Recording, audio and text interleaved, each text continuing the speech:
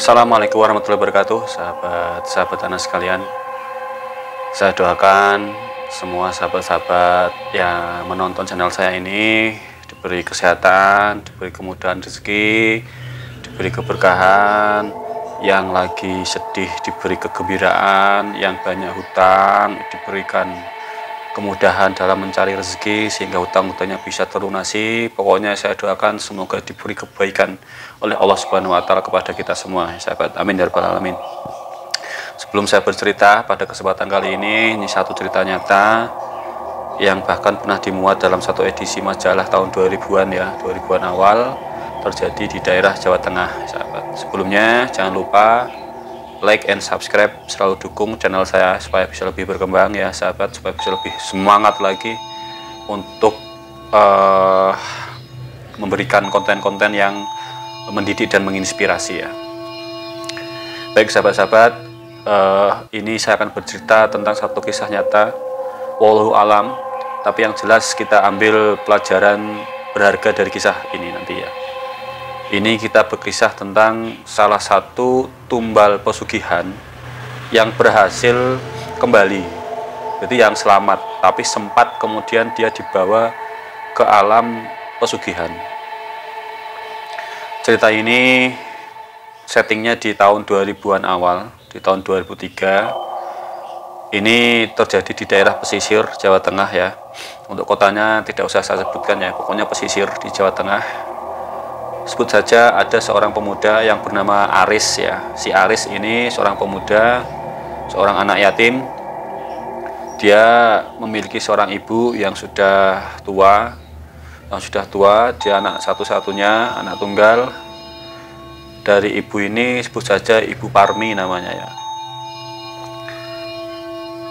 Karena kehidupan mereka sangat pas-pasan saat itu sahabat-sahabat, akhirnya si Aris ini memberanikan diri nembung. Nembung itu apa dalam bahasa Indonesia? Jadi nembung untuk bekerja di salah satu saudagar yang kaya raya di daerahnya yang bernama Ibu Suharti.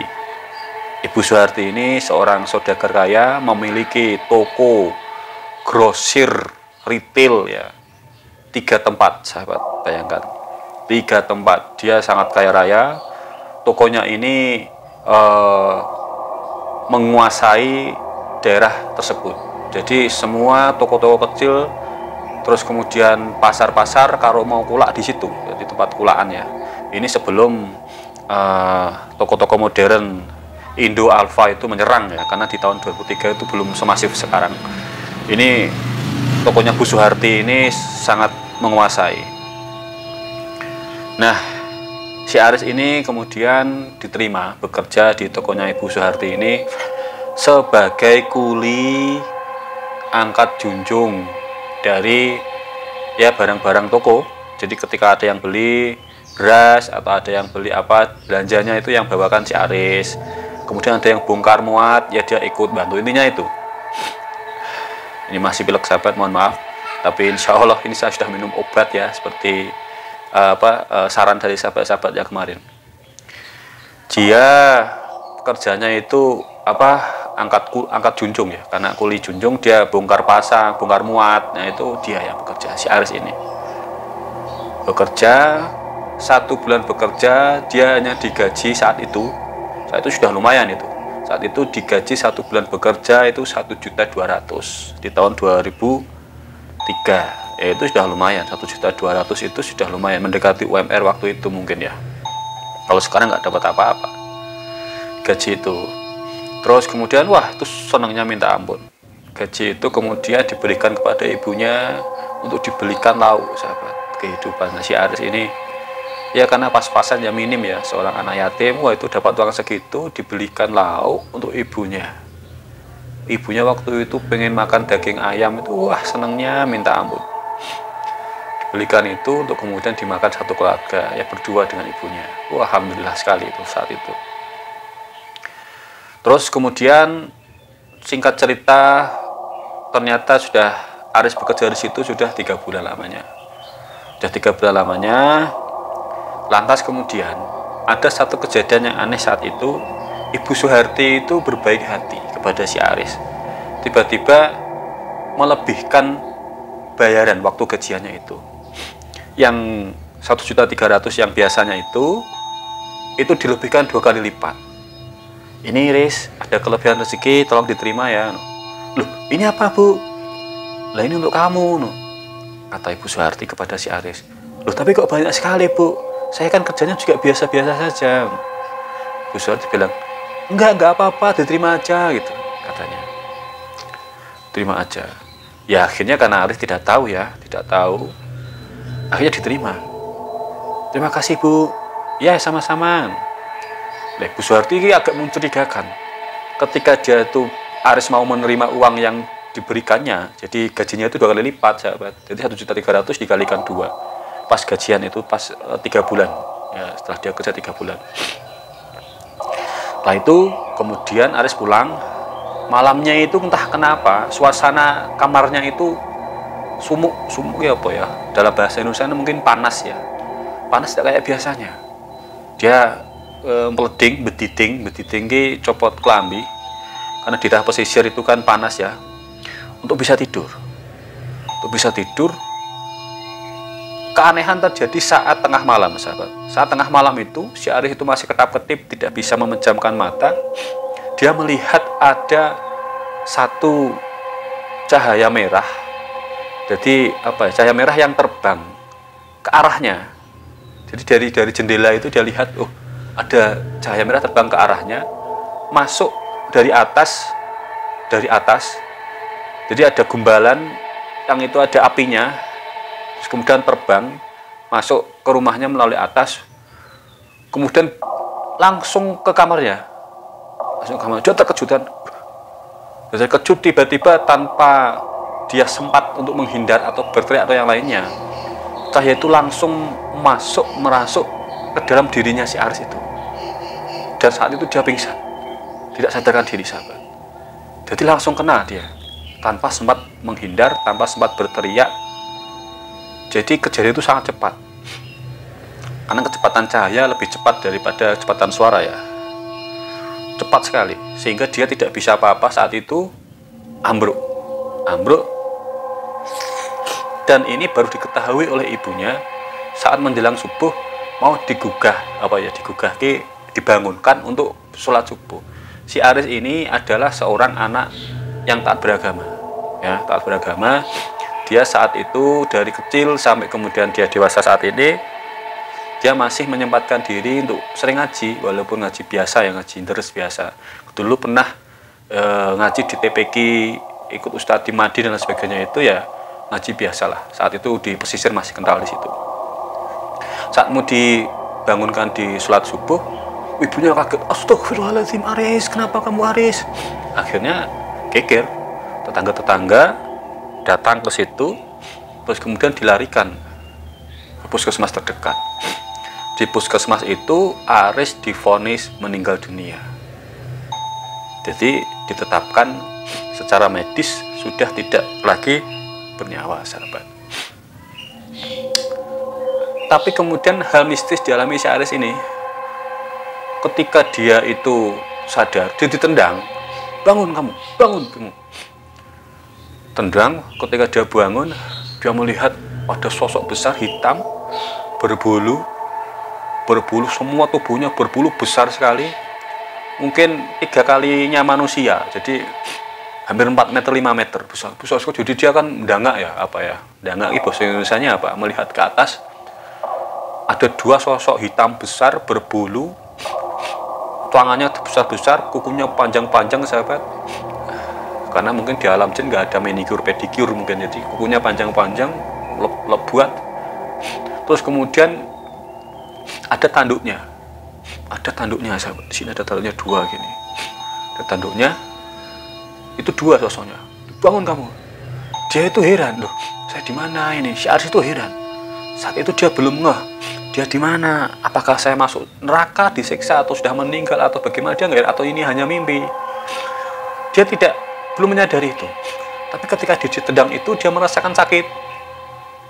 Loh, kok sakit? Gitu kan? Dia masih heran. Jadi dia belum sadar saat itu sedang dibawa ke alam pesugihan.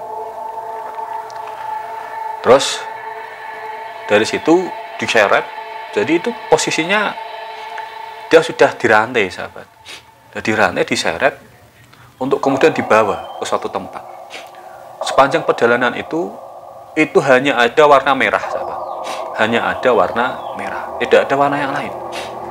Warna merah menyala. Warna merah ini kan warna kesukaan jin ya. Warna kesukaan setan ini warna merah. Ini sama saya nih. Kalau kita merahnya adalah merah berani. Nggak sengaja ini merah putih ya. Warna merah api, jadi merah api, jadi merah menyala, diseret. Nah, sepanjang perjalanan diseretnya itu, si Aris ini melihat di sepanjangnya itu banyak dari bangsa manusia, sahabat. Bangsa manusia yang dipekerjakan. Jadi di situ itu ada mirip kayak kota ya. Di sini mungkin kayak semacam perumahan real estate yang mewah. Di sana juga, di sana itu kayak kerajaan gitu. Ada beberapa rumah-rumah mewah. Nah, yang kerja itu dari golongan manusia, sahabat. Dan sangat kemudian miris. Ya tidak manusiawi. Bayangkan di situ itu ada Aris melihat. Ada yang setiap hari itu kerjanya itu satu bidang saja. Ada yang hanya pelekaran atau apa ya, berbaring di depan kloset. Berbaring tok seharian. Ya, setiap hari berbaring di situ. Untuk apa? Untuk keset. Keset loh sahabat. Keset itu psiko manusia. Ada yang dibuat jembatan sahabat. Jembatan itu dari manusia. Ada yang dibuat jalan. Ada yang bahkan itu perempuan-perempuan telanjang bulat yang kerjanya hanya melayani nafsu biadabnya jin di situ. Wah yo nak kawin tok gayane di situ. Tapi ya jangan bayangan sama di sini seperti mereka yang kemudian pakai aplikasi hijau, enggak. Di sana ya kalau nggak mau dipecut. Wah, itu mengerikan. Dia melihat, Aris itu melihat. Dan saat dia melihat satu sosok Pak Udin, tetangganya Pak Udin itu tetangganya si Aris yang juga meninggal yang kerja di ibunya Ibu Suharti, meninggal sekitar 6 bulan yang lalu, sahabat. Sebelum Aris masuk ke situ. Pak Udin, dia melihat Pak Udin di situ disuruh nyuci toilet. Yang toilet itu besar sekali, yang bukan seperti toilet yang pada kita, besar sekali dan busuk, sahabat. Ya, masih pilek ya, dan sangat busuk sekali aromanya, sahabat. Disuruh ngepel nyuci toilet itu. Ada yang tugasnya itu jaga pintu tok, bukakan pintu majikan. Wah, masya Allah. Di situ ada yang bekerja bangun istana. Ngaduknya itu pakai tangan. Dan bahkan ketika dia ngaduk semen, ngaduk apa bahan di sana itu mungkin agak berbeda dengan yang di sini, itu pakai tangan. Besi panas itu pakai tangan, ketika meleleh dia kembali lagi. Wah, bagaimana itu rasanya itu, sahabat. Yaitu untuk melayani si jin itu, jin pesugihan dan bos-bosnya yang ada di situ untuk melayani. Masya Allah, dijadikan keset, dijadikan jalan, diinjak-injak setiap hari. Ada yang dicambui setiap hari dan dikasih makannya itu ya makan belatung. Dan bahkan ada yang makan tangannya sendiri, makan kakinya sendiri, makan badannya sendiri. Ada yang telanjang bulat, ada yang pakai pakaian sempakan itu. Itu ada kelas-kelasnya ternyata di satu. Si Aris itu cerita. Jadi ada yang dikasih minum, ada yang enggak. Minumnya itu satu sumur untuk rame-rame. Dan enggak pakai alat. Ya pakai seperti hewan. Pakai tangan kayak gini, atau bahkan pakai menjilati kayak hewan minum itu loh. Diperlakukan seperti itu. Mengerikan, sahabat. Ada yang dijadikan budak seks, ada yang dijadikan keset kamar mandi, ada yang diinjak-injak sebagai jalan, ada yang disuruh bekerja setiap hari untuk membangun istana pakai tangan, diaduk pakai tangan, semuanya pakai tangan. Tidak ada teknologi yang canggih yang kayak kita komputerisasi, nggak ada di sana. Menurut ceritanya seperti itu. Jadi pokoknya kehidupan para tumbal di alam pesugihan itu luar biasa menderita. Tidak bisa dibayangkan saat ini. Lah, ketika dia ketemu Pak Udin, dia baru ngeh. Ternyata dia ditumbalkan Ibu Suharti, pemilik dari juragan warung kelontong, juragan retail terbesar di daerahnya. Dia ditumbalkan, sahabat. Dia ditumbalkan. Mau menyapa Pak Udin nggak berani. Lantas kemudian si Arif ini kebetulan dia dulu kan pernah ngaji. Dia itu delalah ya. Memang belum saatnya meninggal mungkin oleh Allah Subhanahu wa taala.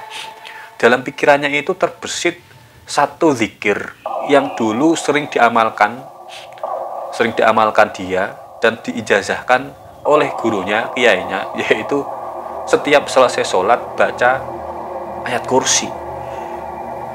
Nah dari situ kemudian dia membaca ayat kursi, sahabat. Allahu la ilaha illa huwal hayyul qayyum la ta'khudhuhu sinatun wa la na'um, dan seterusnya sampai selesai. Setelah baca ayat kursi itu seolah-olah lokasi dia, jadi kerajaannya itu gonjang-ganjing. Ini ada apa ini? Jadi masyarakat di sana itu kacau, jadi chaos gitu loh, posisinya chaos, kayak kerusuhan gitu loh, kerusuhan. Tiba-tiba ada satu cahaya datang dari depannya si Aris itu, cahaya yang sangat menyilaukan mata, kemudian sampai di mata itu, masuk ke dalam matanya si Aris.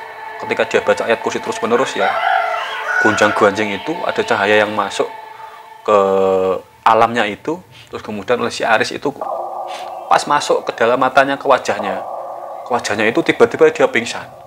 Setelah pingsan dia terbangun. Ketika dia terbangun, sahabat, dia terbangun di suatu daerah dekat dengan daerahnya itu.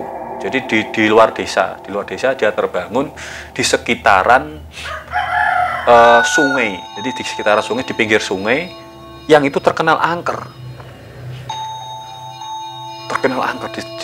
di pinggir sungai yang terkenal angker, yang dimana itu ada batu besarnya. Dalam batu besar itu ada pohon yang sangat besar rindang.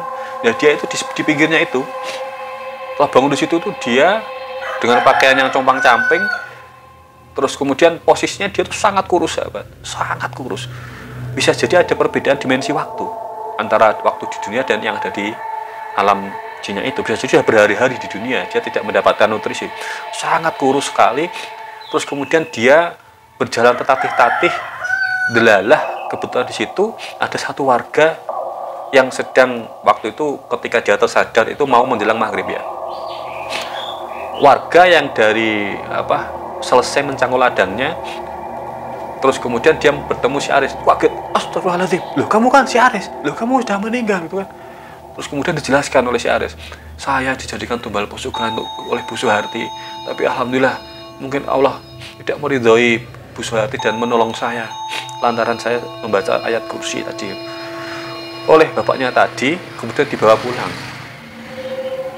pulang, diceritakan kejadian itu kepada ibunya, dan masyarakat heboh, akhirnya berdatang berbondong-bondong ke rumahnya si Aris. Apa benar seperti itu, katanya kan. Lantas kemudian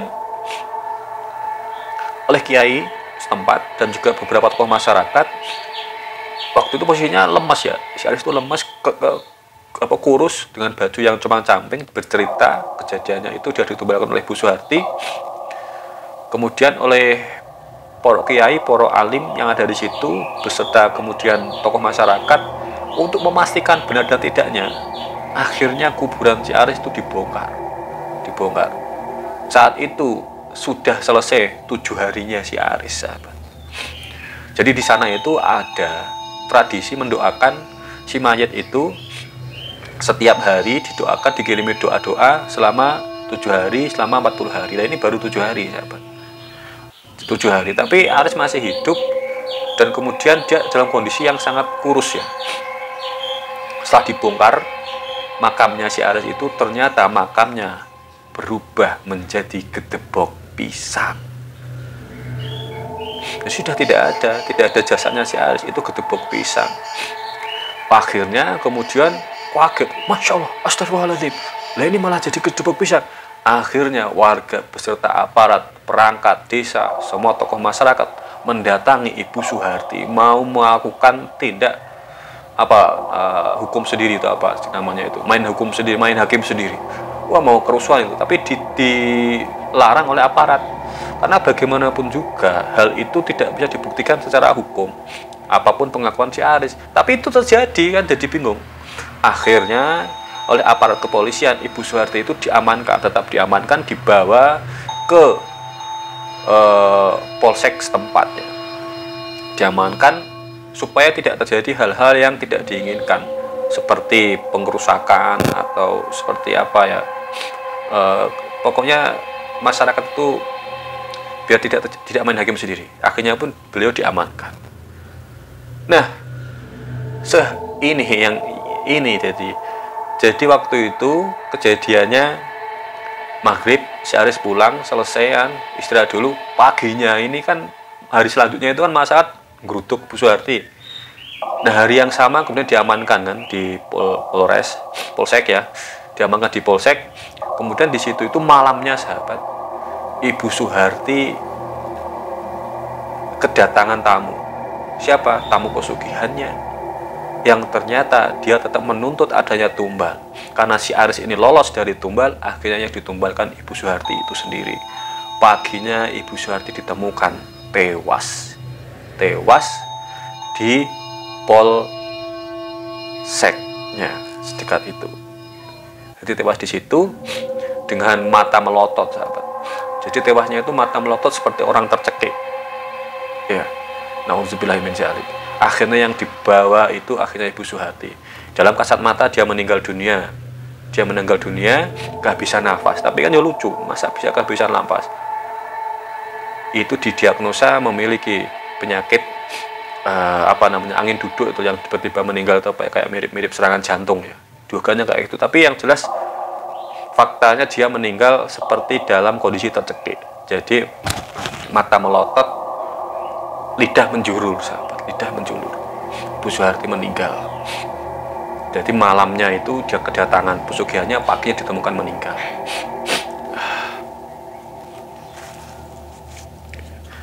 Nah ini sahabat, bagaimanapun juga ketika pesugihan itu ternyata tumbalnya lolos, bisa meloloskan diri, delalah kok lolos, kemudian ditolong oleh Allah Subhanahu wa Ta'ala, justru yang menjadi target selanjutnya oleh setan, oleh iblis yang dipuja sebagai pesugihan itu adalah pelakunya sendiri sahabat. Karena bagaimanapun juga itu mereka tidak mau rugi.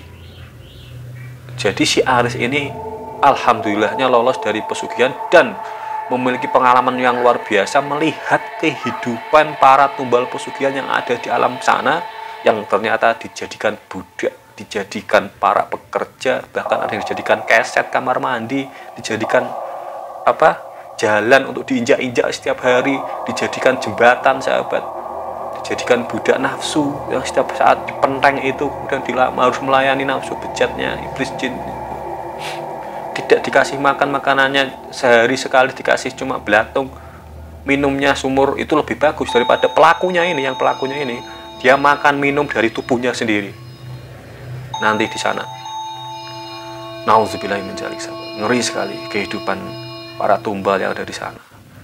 Wallahu alam, ini hanya saya menyampaikan apa yang saya baca, tapi kalau ini berdasarkan kisah nyata, insya Allah mungkin ini juga ada kebenarannya. Yang penting kita bisa mengambil manfaat dari cerita ini supaya lebih berhati-hati dalam mengarungi kehidupan sahabat. Yakinlah sahabat, saya, Anda juga punya masalah. Kita semua punya masalah. Dan yakinlah setiap masalah pasti akan ada jalan keluar, apapun itu. Apapun masalah kita di dunia, entah itu soal hutang piutang, benda, uang, dan sebagainya, itu pada akhirnya itu adalah ujian keimanan sahabat. Ujian keimanan sebagaimana kita mengimani Allah Subhanahu wa Ta'ala, sebagaimana kita bertahan atas keimanan kita dan tidak menjualnya kepada setan iblis. Begitu yang bisa saya sampaikan untuk cerita kali ini. Semoga bisa memberikan manfaat. Mohon maaf ya, saya masih dalam kondisi pilek, tapi saya masih semangat untuk membuat konten ya, memberikan edukasi kepada kita semua. Jangan lupa like, share, and subscribe channel saya supaya bisa lebih berkembang. untuk memberikan satu pengalaman cerita, untuk memberikan satu edukasi yang lebih baik. Sekian dari saya akhiri, wallahu muwaffiq ila aqwamit thoriq. Assalamualaikum warahmatullahi wabarakatuh. Salam sahabat Anas.